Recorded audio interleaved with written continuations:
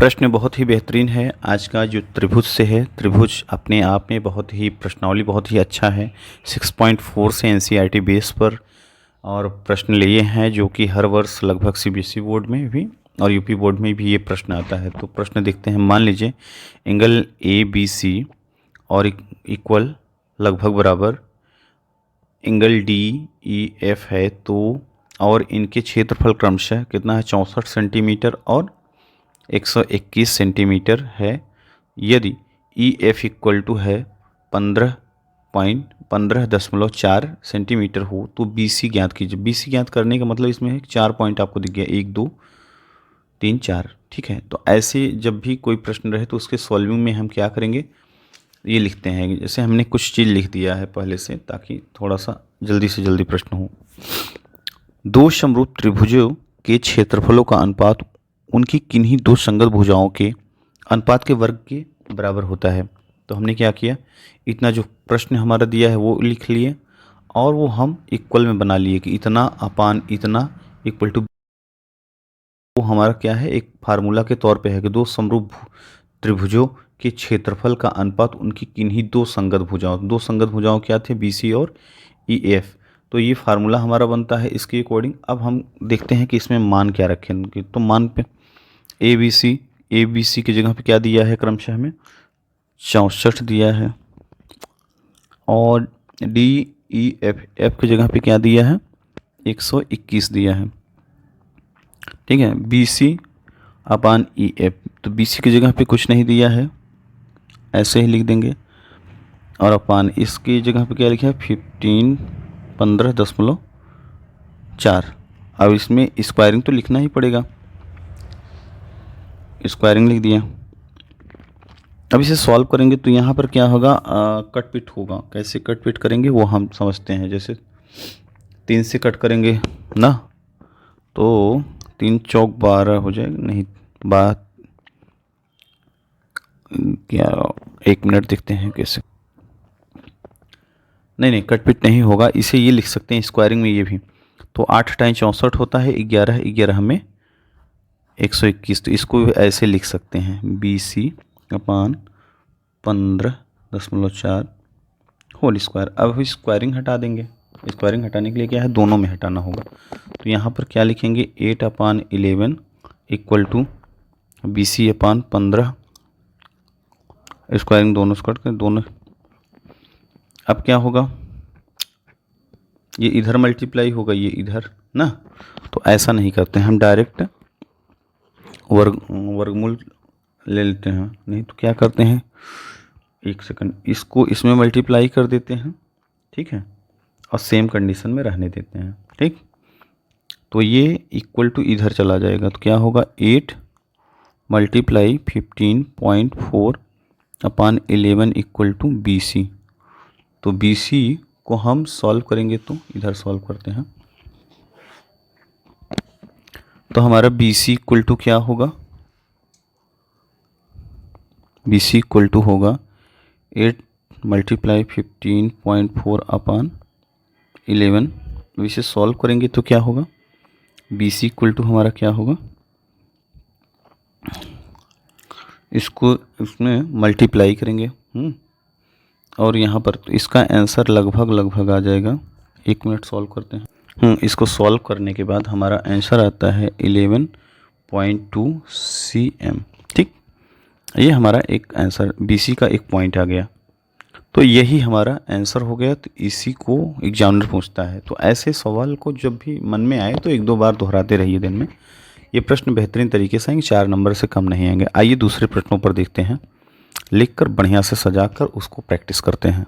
दूसरा प्रश्न हमारा है कि एक समलंब ABCD जिसमें A पैरेलल CD DC है के विकर्ण परस्पर बिंदु O पर प्रतिच्छेद करते हैं। यदि AB इक्वल टू 2 CD हो तो त्रिभुजों AOB और COD के क्षेत्रफलों का अनुपात ज्ञात कीजिए। अनुपात ज्ञात करना है, बहुत सरल है। ऐसा प्रश्न आता है सीबीएसई बोर्ड में भी, यूपी बोर्ड में भी। मैथ के क्वेश्चन में ऐसा प्रश्न देखने को मिलता है लगभग हर वर्ष। तो ऐसे करके मान लीजिए ABC की जगह पे कुछ और देगा, CDB, कुछ भी देगा इस ए बी की जगह, मतलब कुछ स्थान परिवर्तन एक्स वाई दे सकता है, वाई जेड दे सकता है, मतलब कुछ भी देगा। इसको हमें सस्पेंस नहीं होना है, प्रश्न को घुमा दे सकता है एग्जामिनर, लेकिन हमें करना है सॉल्व उसी तरीके से जैसे मैं समझा रहा हूँ। तो इसमें करना क्या होता है कि अब जैसे जो हमें पॉइंट दिया गया है, पॉइंट क्या दिया गया है, एंगल ए ओ बी और एंगल सी ओ डी, ये 2 पॉइंट हमारा दिया गया था। इसी में हम देखते हैं और होता क्या है, यहाँ पर लिखा है कि A parallel D C, A B parallel D C. अब इससे ही समझ में आ जाना चाहिए कि हमारा कोई भी ऐसा फिगर ही बनेगा ए बी, ठीक है, मान लो ए और बी बन गया। अब इसमें क्या कह रहा है, सामान्यतः पैरेलल होना चाहिए, क्या पैरेलल, इसी के अकॉर्डिंग ये मान लीजिए पैरेलल हो गया, ठीक। पैरेलल क्यों इतना ही, मान लीजिए इसमें कहा है कि ए बी के टू सी डी, ऐसा यदि इतना इक्वल टू इतना हो तो त्रिभुज में इतना का मान ज्ञात करना है। इसको और इसको हम मिला देते हैं, ठीक है ना। अब ये हमारा फार्मूला जो बोल रहा है प्रश्न वो बन गया।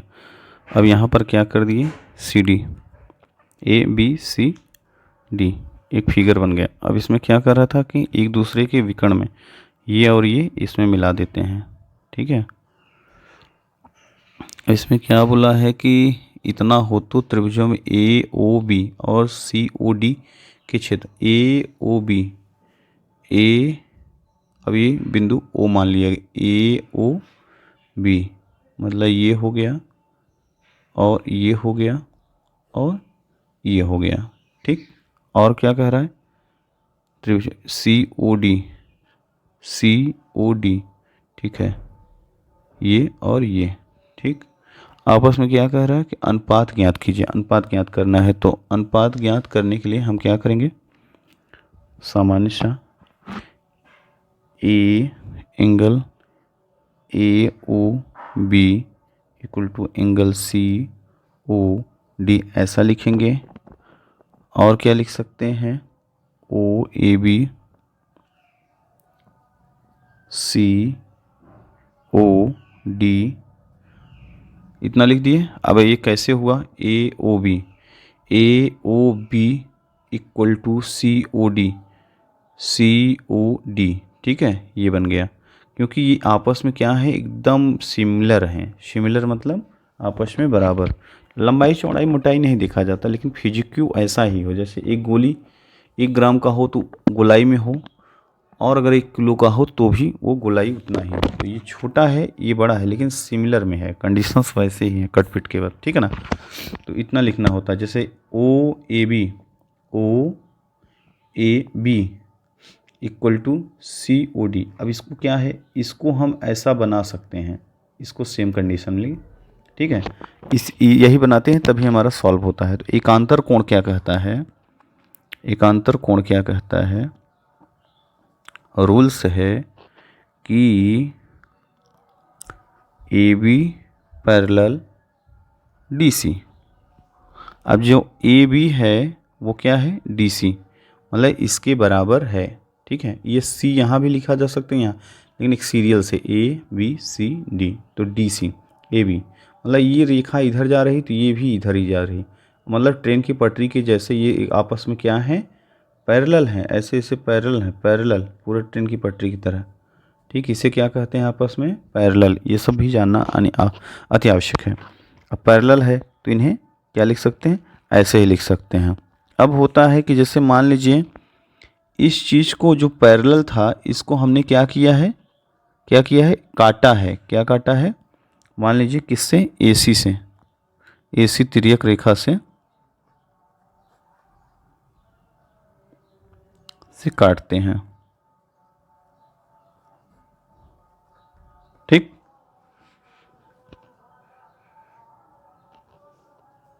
तो अब इतना समझ गए होंगे, तो आगे क्या है,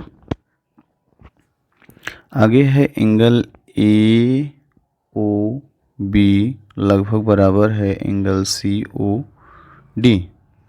अब इसमें क्या करेंगे, ये समरूपता है, तो इसमें जो अभी फार्मूला हमने बनाया था ये कैसे क्या होगा, तो आर्क में angle A O B upon angle C O D equal to A B square upon C D square, squaring कर देंगे, ठीक है ना। अब वही दो समरूप त्रिभुजों के क्षेत्रफल के अनुपात के, इनकी संगत भुजाओं के अनुपात के वर्ग के अनुपात के बराबर होता है। ये हमारा एक प्रकार से फार्मूला हो गया। अब इसी फार्मूले को हम इसमें सेट करेंगे, ठीक है। तो इसको देखते हैं, अब इस साइड करेंगे क्या, सॉल्व करते हैं।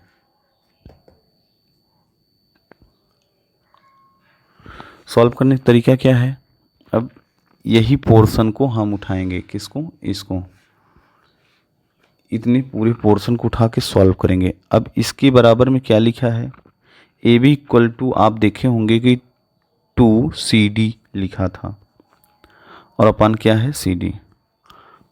अब हम यहाँ पर लिखेंगे,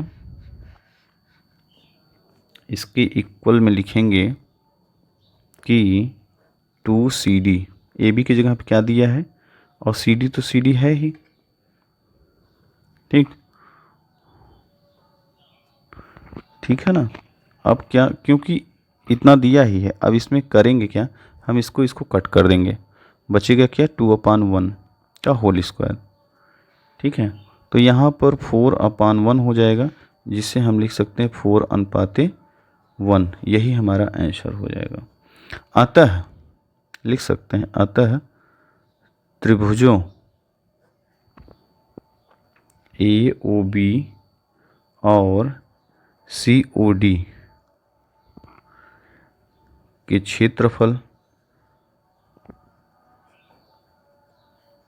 क्षेत्रफलों का अनुपात क्या है, 4:1 है।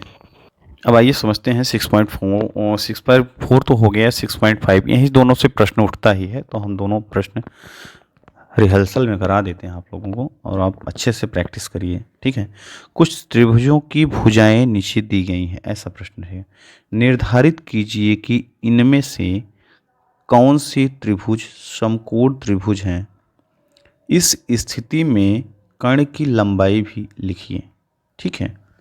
मान लीजिए हमें कोई प्रश्न ऐसे दे दिया गया 1 2 3 4, ठीक, 7 cm 24 7 cm 24 cm 25 cm और 3 cm 8 cm 6, ऐसे करके मतलब 3 ही पॉइंट उठाएगा। अब इसमें क्या है कि कुछ त्रिभुजों की भुजाएं नीचे दी, ये त्रिभुज की भुजाएं हैं, अब क्या है, भुजाएं हैं। अब इसमें क्या है, तो निर्धारित कीजिए कि इनमें से कौन से त्रिभुज समकोण त्रिभुज हैं, क्या है, और इस स्थिति में कर्ण की लंबाई भी लिखिए। कर्ण की लंबाई, ओहो, मतलब पाइथागोरस प्रमेय इसमें लगेगा। विदाउट पाइथागोरस प्रमेय के तो ये आएगा ही नहीं, कर्ण क्या होगा, क्योंकि कर्ण विकर्ण होने पर ही आता है, ठीक है। तो इसमें पाइथागोरस रूल्स को हम समझेंगे। होता क्या है, जो पाइथागोरस रूल्स है उसका रूल ये है कि किसी समकोण त्रिभुज में कर्ण का वर्ग अन्य दो भुजाओं के वर्गों की योग के बराबर होता है। नहीं समझे, ये स्क्वायरिंग किया जाए, ये स्क्वायरिंग किया जाए, दोनों को जोड़ लिया जाए, फिर मान लीजिए कितना आया, 600 आया, इसको स्क्वायरिंग करिए तो ये डायरेक्ट 600 आना चाहिए, तब समझिए क्या है आपस में, पाइथागोरस कहता है तब ये समकोण त्रिभुज माना जाएगा, अन्यथा नहीं तो नहीं। कंपटीशन के एग्जाम में भी ऐसा आता है, ये कोई बेसिकली हाई स्कूल के लिए ही नहीं, हाई स्कूल के जितने भी प्रश्न हैं सब वनडे एग्जाम में, एसएससी के बहुत सारे प्रश्नों में घूम घूम के घूमते हैं, 1 नंबर 2 नंबर चाहते ही आते जाते रहते हैं। अरे मेरा तो सही हो गया, मेरा गड़बड़ हो गया। आईएएस के प्रश्नों में बहुत, इसका सिलेबस है, ट्रिंगल जो है 1 नंबर का आईएएस के सिलेबस में है, सीसेट में, तो बेसिकली यहाँ तक पीसीएस में भी पहुँचता है, सीसेट का जो पेपर होता है उसमें पूछता ही है, मतलब मैथ के पोर्शन को घुमाता है थोड़ा, तो त्रिभुज से भी पूछता है। त्रिभुज से यहाँ तक कह सकते हैं कि बहुत बड़े बड़े एग्जाम में, समीक्षा अधिकारी वगैरह के एग्जाम में तो डायरेक्ट टू डायरेक्ट क्या पूछता है मालूम है? क्या ये समकोण त्रिभुज है? अब बताओ, तो दोनों को ऐसे करना है, अगर करना है दोनों इक्वल आते हैं तो भाई बता दो कैसे किया जाता है। चलिए सॉल्व करते हैं। तो सॉल्यूशन में देखते हैं, मान लीजिए पहला लेते हैं 7 cm 24 cm और 25 cm। कितने cm? इतने cm। अब इसको हम क्या करेंगे, स्क्वायरिंग 1 by 1। तो 7 का क्या करेंगे, स्क्वायर करेंगे 7 सता 49। 24 का करेंगे, 24 का स्क्वायर करेंगे क्या होगा 576। 49 का करेंगे, 49 का तो मुझे याद नहीं है, मुझे करना पड़ेगा। 49 का क्या होता है, 49 गुणे 49, 9 9 81, 8 हासिल लगा, 9 चौक 32, 40, 4 9 36, 3 हासिल लगा, 4 चौक 16, 16 3 19, 19 आ गया 49। 49 कहाँ से आ गया, 49 तो है नहीं इसमें। एक मिनट, ये हो गया, ये 25 है, तो 25 का भी तो होता है।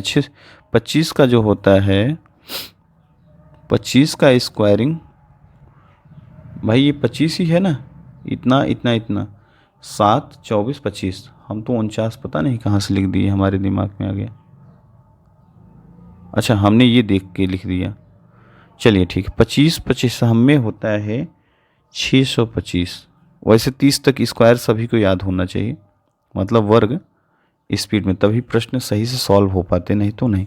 अब क्या इसको और इसको जोड़ेंगे तो क्या इतना आएगा, हो सकता है आ जाए, ठीक है ना। तो जोड़ते हैं, अब ये दोनों को जोड़ते हैं तो 9 6 9 6 15 और ये एक कैरी, और 4 और 7 कितना होगा 11, 11 1 12, अब 25 तो 25 यहाँ भी आया है, एक कैरी, और ये बचा कितना 5 5 1 6। मतलब ये क्या है हमारा, ये डायरेक्ट हम देखते हैं कि 7 square plus 24 square equal to 25 square, ये 100% ट्रू हो गया। अतः त्रिभुज क्या है, त्रिभुज एक समकोण त्रिभुज है, ठीक। और यहाँ पर क्या पूछा था, कर्ण की लंबाई, तो कर्ण की लंबाई क्या है 25 cm। अब ये दूसरा प्रश्न क्या है, दूसरा भी सॉल्व करते हैं। तो दूसरा हमारा है,